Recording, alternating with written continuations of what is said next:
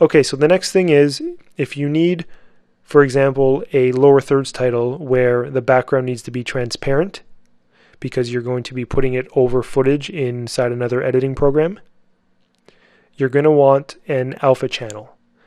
The way we do that is we click on Output Module, we go to Make Template, we call it 1080p alpha so that we know that this preset is the alpha channel preset.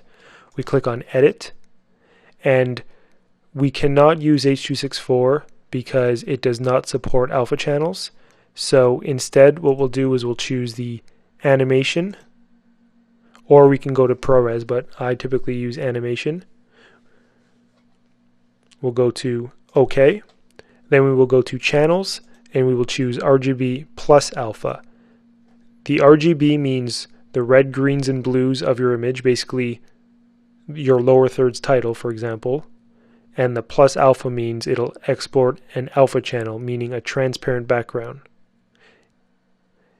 If your After Effects project does include a transparent background, but you choose this, After Effects will not export a transparent background.